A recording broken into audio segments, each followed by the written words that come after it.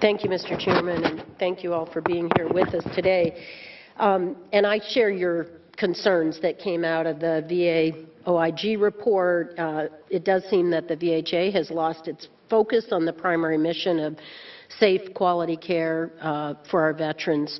I want to focus in on this discussion about competition and get at the notion of veterans having choice, because in my district, I meet with veterans every time I go home, and just recently around these issues, we had a veterans roundtable to talk about the quality of care in New Hampshire. My veterans go to Manchester, to our Veterans Health Center, and also to White River Junction on the border with Vermont. And the question that came up was the one you've raised about going outside of the network. I was presuming that that was a logical conclusion, but the veterans actually that I spoke with want to have their care at the veterans facility. They feel more comfortable there. They feel that they're going to be better understood there.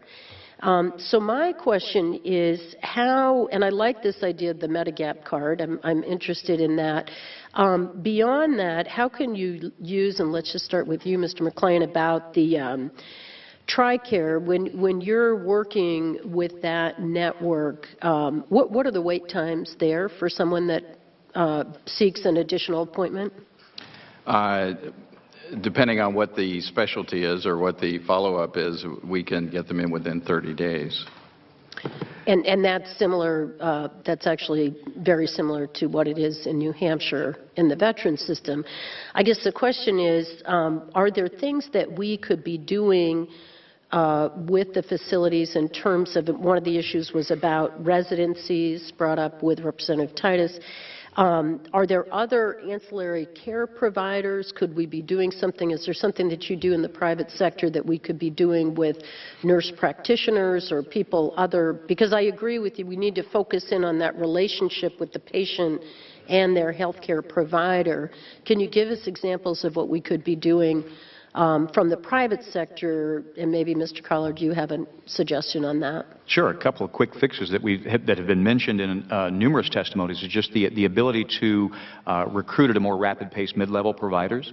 If you take a look at the private sector folks whose names typically make the headlines, every single one of those folks today are talking about access to care. It's not a different issue. And one of the ways they accomplish improved access to care is through the provision of mid-level providers as that first wave of patient interaction, and it just, again, seems to work. The outcomes tend to be there.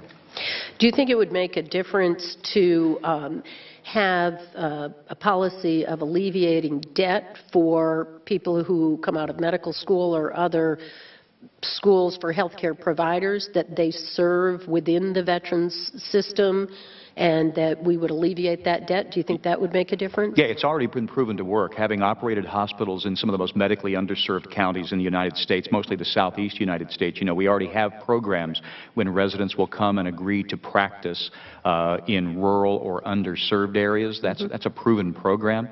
And I think this is no less noble a cause than for these veterans. And that would certainly describe my district in their rural parts in the North Country. I'm very pleased, by the way, that we were working hard to get increased access to telemedicine for vets that have to travel. We have bad weather, mountains, such. But we also were successful in we'll be opening 2 new health clinics in Berlin and Colebrook in the northern parts of my district.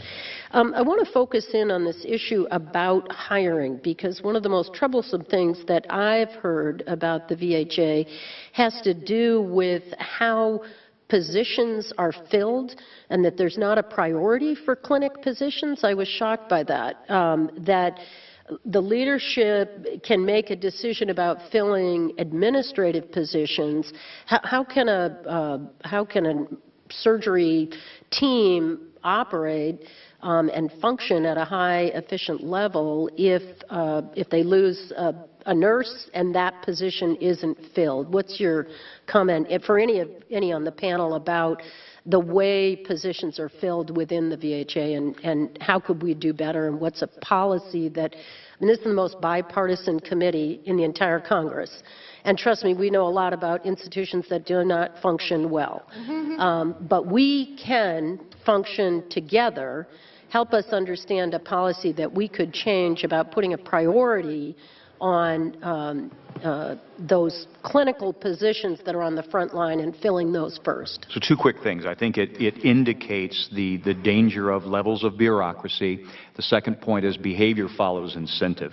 And so I bet if we looked at how folks are driven for performance reviews, et cetera, you would find perhaps not a disconnect between the ability to fill administrative position versus the ability to fill a clinical position. And if we focus on those outcome measures rather than these process measures. Well, the outcome is getting the physicians, the mid-levels, and the frontline caregivers in place as the outcome. Right. I mean, if the outcome is good results, you're going to need to have those positions filled. Yeah.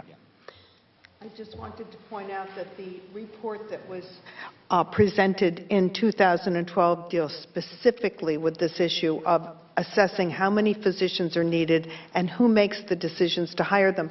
I have it in my purse, and I'm going to give it to you at the end of the session because I think you'll find a lot of the answers in there. And the other point I wanted to make is that there is no other state that has been shortchanged more about VA facilities than New Hampshire, and there are so many vets in New Hampshire who ride way over 100 miles to go to a VA hospital in Boston or in White River because there's no really acute care hospital for VAs in the state, and that needs to change. If whatever decisions you make about constructing another hospital, New Hampshire should be near the top of the list. Well, I'm pleased to report to you that the surgery is going to be resumed in Manchester. And I used to think 100 miles was a long way until I met my colleague Beto O'Rourke, who told me that his veterans travel 10 hours to get to any type of facility. So although we have a great deal of discussion about being the only state in the country that does not have a full-service hospital, we are very, very fortunate that the two hospitals that serve our veterans are very high quality. Yes. We do have an issue about people going to Boston, but I am well past my time.